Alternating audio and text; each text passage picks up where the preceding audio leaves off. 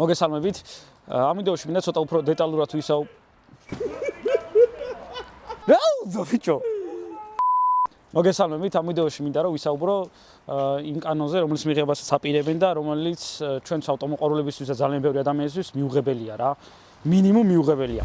მაშინ, როცა ადამიანები ეჩვეოდნენ ავტოსპორტს, თუნდაც ჩვენი მამის თაობა 80-იანი, 90-იან, 10-იან წლებში დადიოდნენ ისეთი მანქანებით, როგორც იყო BMW E14, E16, ასევე Mercedes-ი 124, 190, 140, აი ესეთი ხარისხის მერე, რატომღაც ისედაც ყველა იმაზე ვდარდობდით, რომ გავიდა პერიოდი და ქარხნებმა და ავტომწარმოებლებმა ხარისხი შეამცირეს და გადავიდნენ, ესე ვთქვათ, ბრჭყალებში ფულის კეთებაზე.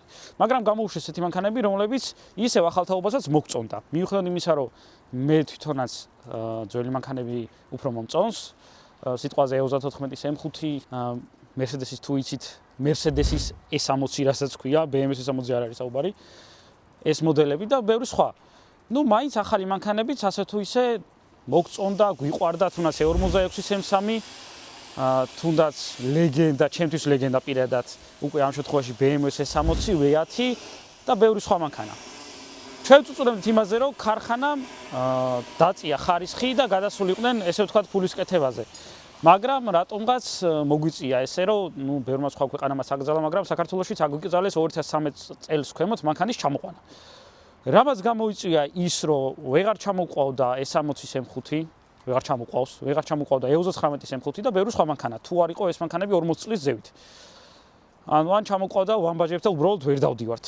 იგივე შემთხვევა კოროტის კუზავზეც. ეს ამ შემთხვევაში არის 2013-იან და ჩამოყვანა ჯერჯერობით შეიძლება, მაგრამ ეს მანქანა, ესე ვთქვათ, არის საიუბილეო, ვინკოდიშიც შეგვიძლია მაგის ამოკითხვა და ისედაც და ამ მანქანას თუ შევიძეთ, გვიჯდება ძალიან ბევრი, რომ ჩამოუყვანოთ. და მე შოუნა არის ძალიან რთული, იმიტომ რომ არის რაღაც კონკრეტული ციფრი გამოშვებული და მოკლედ გასაყიდად არიდება ხშირად რა. ეს და სხვა თუნდაც ბევრი ამერიკული მანქანა რა. ამერიკული გერმანული, ნუ ამას არ აქვს მნიშვნელობა. მოკლედ თავგიგზავნეს 2013 წელს ქვემოთ მანქანების ჩამოყვანა და ძალიან ბევრი სოცნება, ესე ვთქვათ, აუხდენელი დარჩა.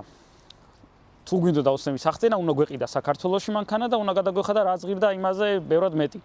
როცა შეგვეძლოთ თითქმის ნახევარფასში ან რაღაც ფასის 70%-ში ჩამოგვეყანა ამერიკიდან. ნუ კარგი, ამასაც შეეგუნენ ქართველები და ავტომოყვარულები. ეხლა მოკლედ აპირებენ კანონის მიღებას, რომელიც მიხედვითაც ვეღარ ჩამოყვანთ 6 წელზე ზევით ავტომობილს. ანუ ამ შემთხვევაში რა ხდება? განაგვეზღუდება, როგორც აქამდე იყო სიტყვაზე 2013 წელს ქვემოთ მანქანების ჩამოყვანა, არამედ თუ ეხლა ჩვენ შეგვიძლია ჩამოვუყვანთ 2020 წლის მანქანა, თუ ამ კანონს მიიღებენ, უკვე 1 წლის მერე ვეღარ ჩამოვუყვანთ 2020-იანს და უნდა ჩამოვუყვანთ 2021-იანი. ანუ ეს იმას ნიშნავს, რომ ვიღაცამ ვისაც ოცნება აქვს და რატომაც არა, თუ შეუძლია, რომ იყიდოს 2015-დან 20-მდე გამოშვებული თუნდაც Ferrari, Porsche, Lamborghini, ვეღარ ჩამოიყვანს და უნდა წავიდეს და უნდა იყიდოს 2022 წლიანი რაღაც X მანქანა, ელექტრო თუნდაც, რომლის ხარისხიც არის, რავი, დაბალიც არა, უფრო დაბალი. ანუ მე მაქვს Lamborghini-ის ფულის სიტყვაზე, მაგრამ ვიძულებული ვარ ვიყიდო რაღაც სხვა მანქანა, იმიტომ რომ ვერ ჩამოვყავს რა. ანუ მიზღუდავენ ყველანაირ ოცნებას. მიხედავთ იმისა, რა მინდოდა მე. მიზეზი რა არის? პირველი, ის რომ ეკოლოგიურად გაუმჯობესდება სიტუაცია. არარეალურია. მეორე, შეცდია მანქანების რაოდენობა. ესეც არარეალურია და გეტყვით ეხა ორივე მიზეზს. და რატო ვიძახი რომ არ არის რეალური? მოკლედ, ავიღოთ ეს მანქანა. ვიცი რომ ვეღარ ჩამოვყვან რა.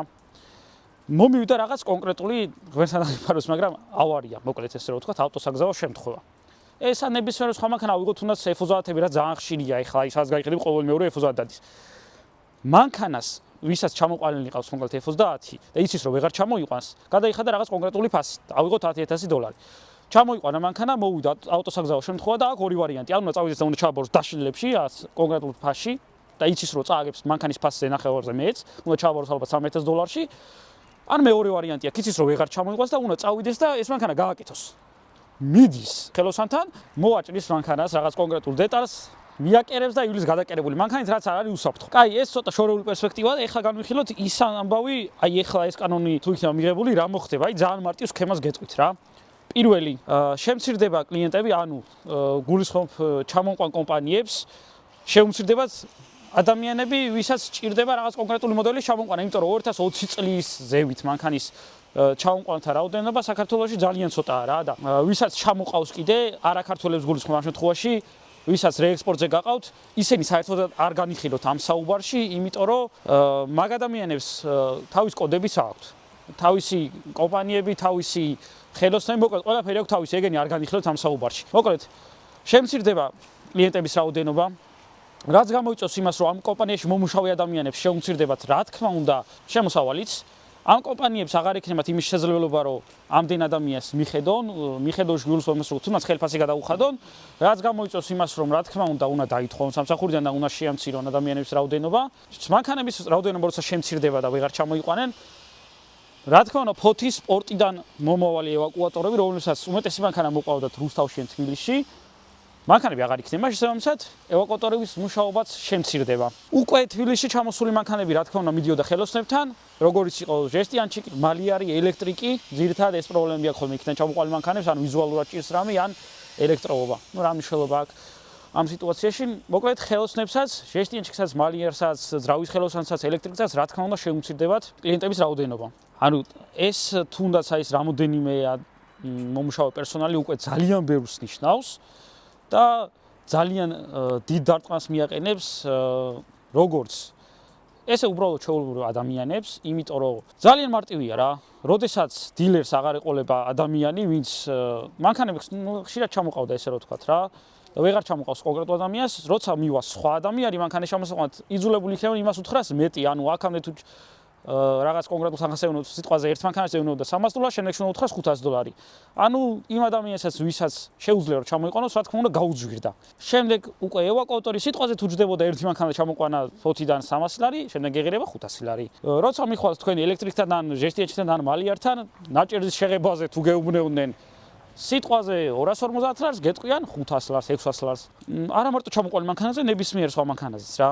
ანუ აქ გაფუჭებული მანქანაზეც იძულებულები იქნებიან რომ უფრო მეტი გითხრან რა და ეს ყველაფერი ეს ფასების ზრდა იმოქმედებს ყველაზე და ყველაფერზე რა იმიტომ რომ შენ როცა მალიართან მიდიხარ სიტყვაზე და გეუბნეო უფრო მეც იძულებული ხარო შენ თუ სადმე კერძოდ მუშაობ და გაქვს სიტყვაზე საკუთარი შემოსავალი ბიზნესის მხრივ იქაც იძულებული ხარო გაზარდო რაღაც კონკრეტული მომსახურების ან ნივთის ფასი ეს უკვე სხვა მოკლედ ძალიან ისეთი ჯაჭვური რეაქცია იქნება ამ ყველაფერს და იმოქმედებს მოკლედ ყველაფერზე გარდა იმისა რომ ავტომოყვარულებს გვეზღუდება იმის შესაძლებლობა ყავდეს ის რაც ჩვენ გვინდა და უყიდოთ ჩვენ შულებს ის რაც თვითონ ენდომებათ რა უსაფრთხოების სისტემაც რო ავიღოთ ამ ძალიან ბევრი ვიდეო შეიძლება მოიძიოთ ელექტროობის გაუმართავობის გამო მანქანების სიტყვაზე ავარიის დროს როცა იკეტება ვეღარ აღებენ კარებს ან რაღაცა მსგავსი რაღაცები ხდება მოკლედ რა ეკოლოგიურად სუფთას რაც შეეხება და ბუნების დაბინძურებას რაც შეეხება ვერავინ დამაჯერებს რომ აი ის ყველაფერი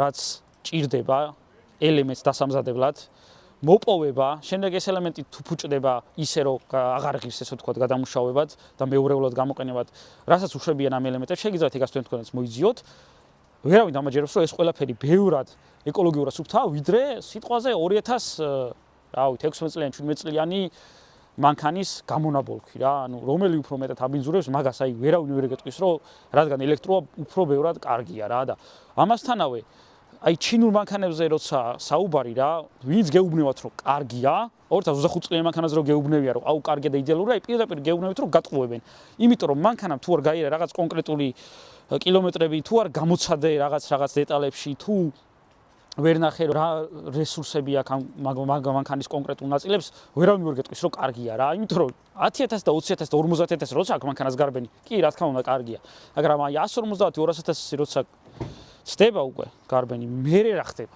აი მერე როგორ გეუბნებენ 2025 წლიანი მანქანაზე რომ ეს კარგია და იდეალურია და ეს იყიდე როცა არიციან რომ 150000 ზევის მანქანას რა მოუვა მე თვითონ მყავს 2020 წლიანი ჩინური მანქანა და ვერავინ მას სწავლის მაგ მანქანებთან მიმართებაში რა როგორ არის იმიტომ რომ როცა გამოვიდა 2020 წელს ვიყიდე ზუსტად უკვე 130000 კილომეტრი მაგარბენი და მანქანას ცალკე განახებთ მინდა გითხრათ რომ ეს კონკრეტული მანქანა არც ელექტროა ჩვეულებრივი ჩინეთში იაფადაწყობილი მანქანა ესე რომ ვთქვათ კარგია ცუდი არ არის მაგრამ რა 2005 წლიანი პრადო მირჩევნია რა ყველაფრით უსაფრთხოებითაც აი ყველაფრით აბსოლუტურად რა და რავი მოდი არ მოიტყუოთ თავი და არ მოვატყუოთ სხვებიც რა და ვისაც კიდე დიდი აუდიტორია ყავდა შესაძლებლობა გაქვთ უფრო მეტ ადამიანს მიეწვინოთ ხმა და თქვენი სიტყვა უფრო მეტად ჭალებში გაჭრის რავი, წესით არ უნდა ჩუნდებოდეთ და უნდა ლაპარაკავთ ამ ყველაფერზე, მაგრამ რავი, თქვენი საქმის თქვენ იცით რა და მე რა შემეძლო რომ ჩემი მხრიდან მეთქვა, ჩემი აზე გავამეხატა, ის კი გითხარი და თუ იმეს რაიმე გექნებათ კითხვა კონკრეტულად რომ გითხრათ აი ამ დეტალზე რომ ესეა და ტყუილ არ ვლაპარაკობთ, დაგვიკომენტარეთ უგნებავ და აგიხსნით კომენტარებში დეტალურად რა, როგორ და რანაირად თუ არა და რავი 21 საუკუნე და სადაც 2025 წლიან ჩინურ ელექტრომანქანაზე ლაპარაკობთ, შეგიძლიათ რომ ან chat GPT-ს კითხოთ, ან კიდე შეხვიდეთ ინტერნეტში და ნებისმიერი ინფორმაცია მოიძიოთ, რას როგორ ამზადებენ, რას როგორ ტესტავენ და ასე შემდეგ რა და. კი ბატონო, სიახლეები კარგია, მაგრამ ზოგს ძველი გირჩევნია რა და გვაცალეთ.